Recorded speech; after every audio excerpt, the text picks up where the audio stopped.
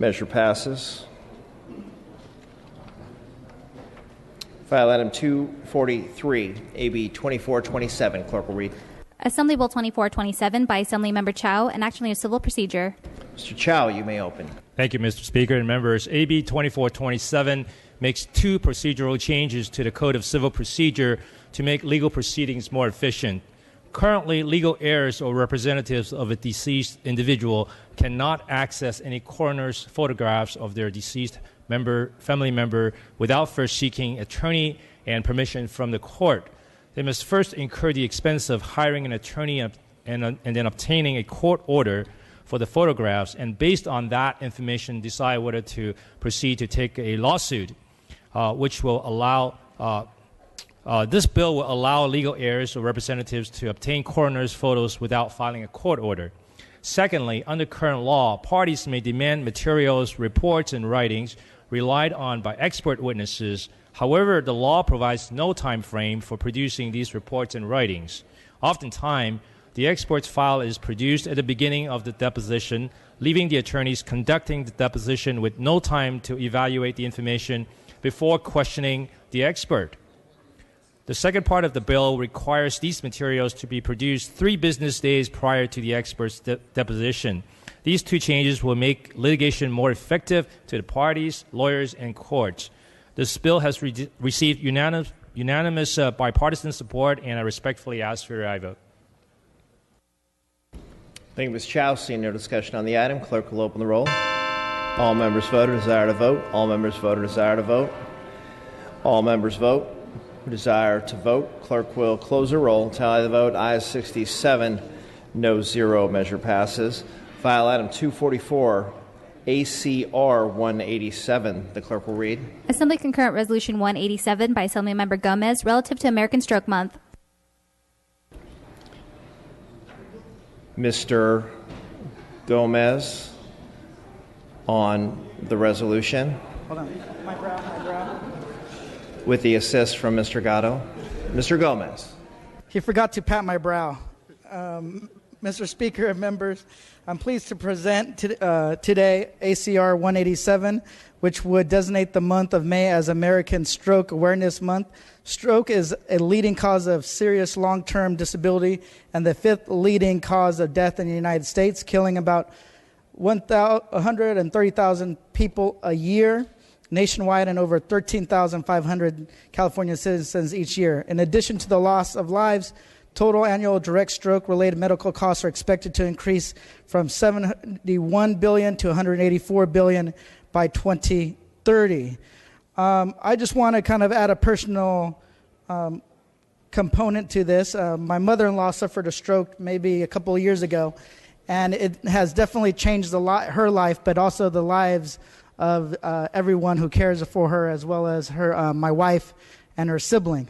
And it actually makes it so that they have to be there every hour of the day to make sure she gets the care she needs. So stroke is only going to increase as the obesity index increases, and we have some serious problems. So I ask for your aye vote, and I know this is a personal issue for not only for myself, but a lot of Californians as well.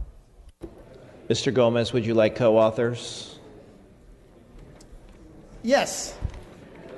First roll will be open for co-authors. Members, clerk will open the roll. Members, this is for co-authors. This is co-authors on ACR 187. This is for co-authors. Members, clerk will close the roll. There are 65 co-authors added. Without objection, we may take a voice vote on the resolution. All those in favor say aye. Aye. All those in favor say aye. Aye. Opposed say nay. The ayes have it. The resolution is adopted. Members, we are moving back in the file to file item 231. This is file item 231, AB 2436 by Mr. Hernandez. Clerk will read. Assembly Bill 2436 by Assemblymember Roger Hernandez, and actually into healthcare coverage. Mr. Hernandez. Mr. Speaker and members, AB 2436 gets consumers crucial information they are entitled to the cost of their prescription drug. The bill is a simple solution that requires health plans and insurers to notify their enrollee of the cost of their prescription drug. The United States is the world's only market where pharmaceutical prices are unregulated. Because of this, consumers and taxpayers pay significantly more than in any other country for the exact same drugs. Per capita, drug spending in the United States is about 40% higher than in Canada, 75% greater than in Japan, and nearly triple the amount spent in Denmark. The California legislature has struggled to craft policy solutions to address the high cost of pharmaceuticals for consumers. If we hope to see reforms in this industry, the first step is price transparency. Our constituents pay for these drugs many times over. Let me tell you how. They pay for it with the cost of ever-rising insurance premiums. They pay for it with their federal tax dollars, of which billions go to pharmaceutical research every single year. They pay for it in their jobs when they are denied a raise because more and more of their wages must be redirected to out-of-control healthcare costs. Drug industry's profits are excessive, and too much of California's prescription drugs pricing is in a black box. Our constituents need price transparency, and AB 2436 gives it to them. AB 2436 has minor regulatory costs and is supported by a broad coalition, including SEIU California, Health Access, California Labor Federation, and the Western Center on Law and Poverty. I respectfully ask for an aye vote. Thank you, Mr. Hernandez. Ms. Grove, you are recognized. Thank you, Mr. Speaker. With all due respect, I rise in opposition to this bill, and I have a question of the author. Without objection. So what's the time frame after the purchase that you would have to report the new price change according to your bill? I'll answer that in my close. Okay, so the way I read the bill, it says that it's 30 days after the purchase. I don't see how if you purchase a particular drug on one day and you get the price for it 30 days after the purchase, that it helps you negotiate a better price or has a price concept or a negotiation there. Also, with all due respect to the author, I believe and agree with part of what he says, that drug companies there is an extensive amount of money put into drugs and prescription drugs, that it does cost more. It is more than Canada. It is more than Japan. And it is a significant cost in our healthcare coverage. But the problem is that this bill doesn't solve it. This bill just allows the drug companies or the pharmacies or the health plans to provide information to a purchaser that has already purchased the product 30 days prior to the actual notification. So what this bill actually does is just going to create millions of dollars in paper processing for our healthcare industry, our health plans, or our pharmacies. Let me give you a for instance here. For instance, permission to read, Mr. Speaker? Without objection. So if a monthly hard copy explanation of benefits goes out to about 175,000 Medicare members today, it would cost about $250,000 a month. With 2 million commercial members, which some healthcare plans could have, it could cost up to about $2 million a month, all to notify a person who purchased a drug 30 days prior and the cost. Well, it doesn't help them negotiate the cost or bring the cost down. It just creates a paperwork burden for the healthcare plans and the industry itself. So although I do agree with my colleague on the cost of pharmaceuticals being way too high and way out of whack, especially here in California, this bill is not the solution to that because it doesn't do anything to preemptive the cost prior to the purchase. I urge a no vote. Seeing no additional discussion or debate on the item, Mr. Hernandez, you may close. Thank you. I appreciate the concern about the date. Ultimately, this bill is about getting information to those paying for the drugs, the consumers. We know all too well that the cost of health care is exploding in California, and more so than it is in states surrounding our borders. And we know that too many of our local city councils, school boards, county governments, and private sector employers are having to either lay people off or unable to give people raises that they deserve because there is an inability to contain costs related to health care. One of the biggest drivers is the cost of prescriptions. We know that. This is truly about getting information of folks so that they are able to have an opportunity to digest this information, to consider the overall cost of drugs, and to be empowered with information that they're not getting directly to them today. When we empower communities with information, the people, the masses, consumers, those that are paying for these drugs, I think we stimulate a dialogue in our communities. And if constituents are engaged and are doing it right, they'll be more apt with the information in hand to have that conversation with their elected representatives, particularly those in Congress, those making those decisions here. So I ask for your aye vote. Thank you. With that, the clerk will open the roll. All members vote who desire to vote. All members vote who desire to vote. All members vote who desire to vote.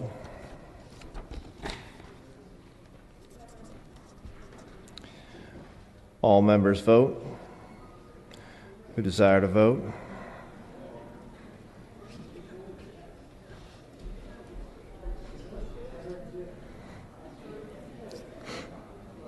All members vote or desire to vote.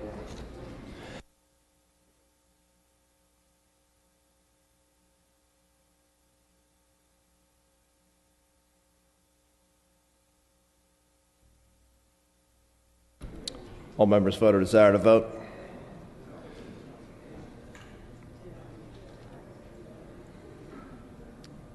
Mr. Hernandez, what is your pleasure?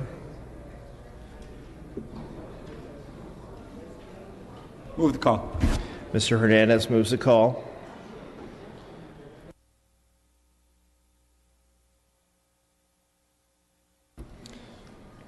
Members, back in file order, file item 245 is AB 1568 by Mr. Bonta. Clerk will read. Assembly Bill 1568 by Assemblymember Bonta and others, an act relating to Medi-Cal, making appropriation therefore, declaring the urgency thereof to take effect immediately. Mr. Bonta, you may open.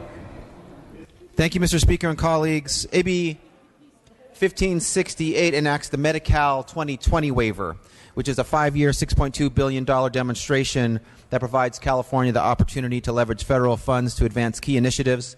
This has been heavily negotiated. It has 4 key pillars or components, chief of which is the Global Payment Program, which would allow public hospitals to receive funding for services provided to the uninsured. It has a pay-for-performance component, another component that increases coordination across different disciplines and service areas, and then finally the Dental Transformation Initiative, which supports our vulnerable children.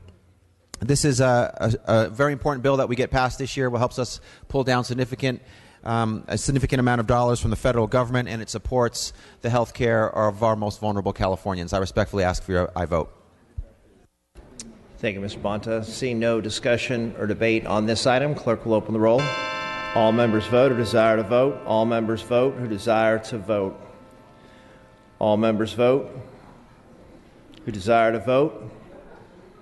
The clerk will close the roll. Tally the vote. Ayes 64, no 0 on the urgency. Ayes 64, no 0 on the bill. The measure passes.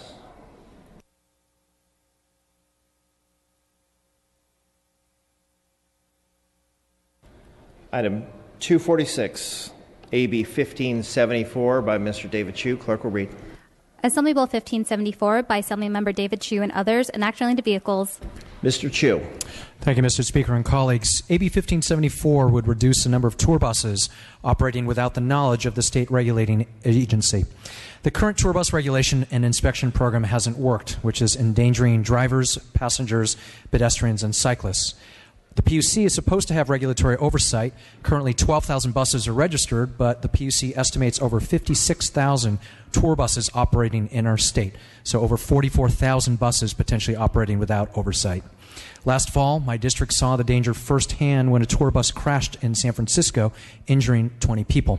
The incident highlighted a hole in our regulatory structure. While tour buses are supposed to be registered with both the DMV and the PUC, the DMV is not required to share that information with its sister agency. Our bill is simple, requires the DMV to let the PUC know when a bus is registered, and requires the PUC to check with the DMV to see if new buses are registered. The bill is about accountability and safety. We can't have another crash like that occur. I appreciate the bipartisan, unanimous votes in 3 committees and respectfully ask for your aye vote. Thank you, Ms. Chu. Seeing no discussion or debate on the item, the clerk will open the roll. All members vote or desire to vote. All members vote or desire to vote. All members vote or desire to vote. The clerk will close the roll. Tally the vote. Ayes 62, no 0. Measure passes. File item 247, AB 1578. Clerk will read. Assembly Bill 1578 by Assemblymember Rodriguez and others, enacting the emergency medical services, making an appropriation therefore, declaring the urgency thereof to take effect immediately. Mr. Rodriguez. Mr. Speaker and members, AB 1578 provides a $2 million appropriations to the Emergency Medical Service Authority to cover the cost of storing, transporting, and maintaining the 3 mobile field hospitals that are owned by the state so that they will be ready for use when a disaster strikes. All 3 are currently mothballed in storage in the Sacramento area and are unavailable to use during a disaster or emergency. When the inevitable disaster, earthquake, or disaster strikes, we will desperately need the 600 acute care hospital beds that these facilities provide. By not funding the mobile field hospitals, we have been gambling with the lives of Californians, and so far we've been lucky. 1578 is a small investment in the safety of our communities by funding the 3 mobile field hospitals. They must be maintained in ready-to-use condition so that be strategically placed throughout the state. I respectfully ask for your aye vote. Thank you, Mr. Rodriguez. Ms. Kim, you are recognized.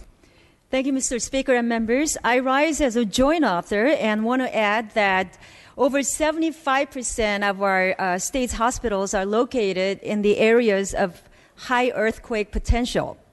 And until our hospitals are seismically able to withstand a strong earthquake, there is a deadly gap in disaster response.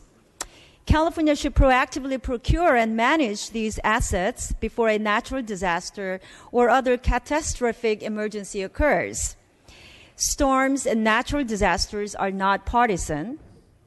In fact, they are very indiscriminate. We're all in this together. So, members, I ask for your aye vote. Thank you, Ms. Kim. Seeing no additional discussion or debate on the item, clerk will open the roll. All members vote or desire to vote. All members vote or desire to vote. All members vote who desire to vote. Clerk will close the roll. Tally the vote. Ayes 64, no 0 on the urgency. Ayes 64, no 0 on the bill. The measure passes. We are going to take up file item 248. That's AB 1651. The clerk will read.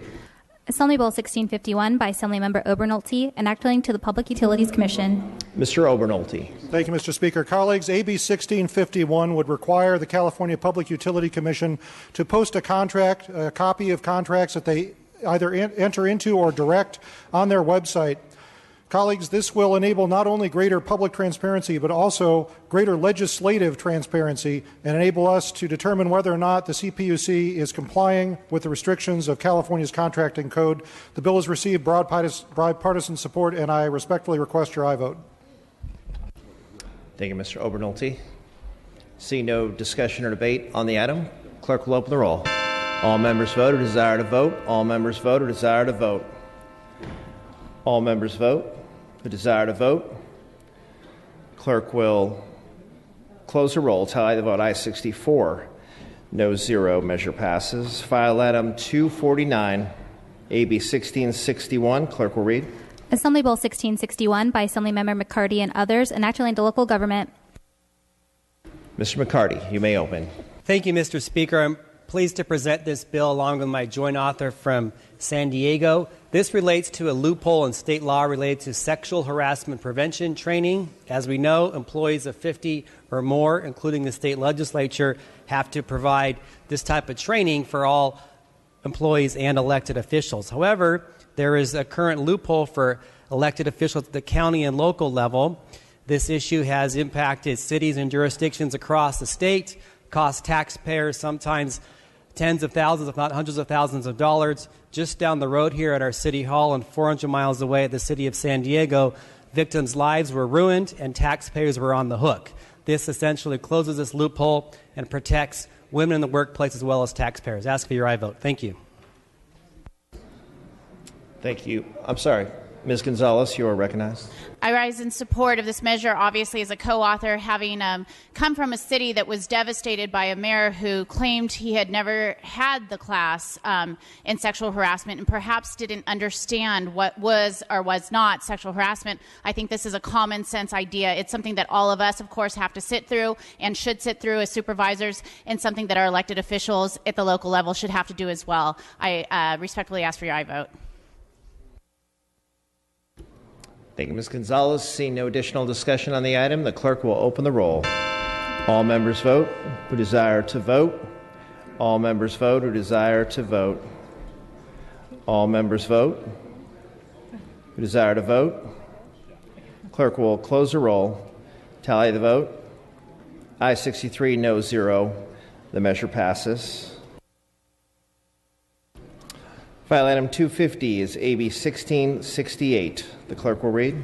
Assembly Bill 1668 by Assemblymember Calderon and others, enacting the drugs and devices.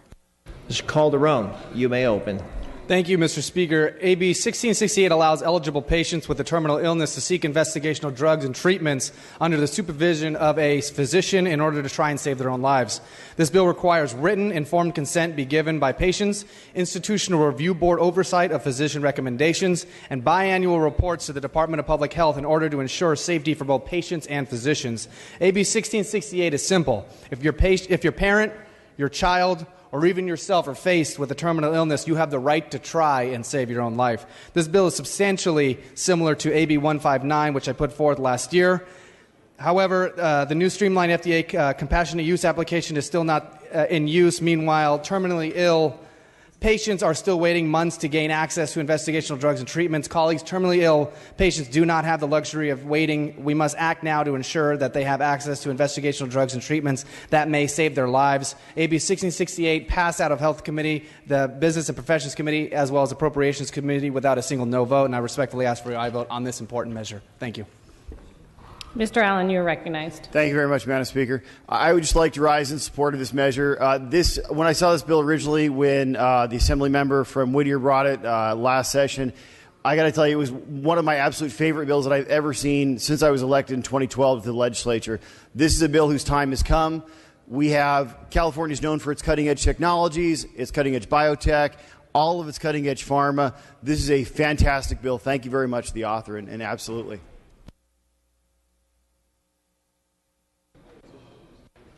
Seeing and hearing no further debate, the clerk will open the roll. All those vote who desire to vote. All those vote who desire to vote. All those vote who desire to vote. Clerk will close the roll and tally the votes. Aye 65, noes 1. The measure passes. File item 251, AB 1697, Bonilla. The clerk will read. Assembly Bill 1697 by Assemblymember Bonilla and others, enacting the vehicular air pollution. Ms. Bonilla, you're recognized. Thank you, Madam Speaker and members. I present to you AB 1697, which will increase workforce transition and job training. California has established rigorous policies with the goal of reducing greenhouse gas emissions. To accomplish these goals, the legislature established the Alternative and Renewable Fuel and Vehicle Technology Program, ARFVTP for short. The program grants $100 million annually to fund projects that develop alternate and renewable fuels and install the necessary infrastructure. Yet only $2.5 million of that $100 million is spent on workforce development. AB 1697 includes workforce development as one of the criteria for grant proposals to be scored in order to incentivize potential grantees to include job training opportunities. As policies that reduce GHG emissions and petroleum use go into effect, the job market landscape will inevitably change, resulting in a greater emphasis on green jobs. And in order to remain competitive, we need to make sure that our workforce is also transitioning to these green jobs. I ask for your aye vote. Seeing no debate, the clerk will open the roll. All those vote who desire to vote. All those vote who desire to vote. All those vote who desire to vote. The clerk will close the roll and tally the vote. Aye 67, no 0. The measure passes. File item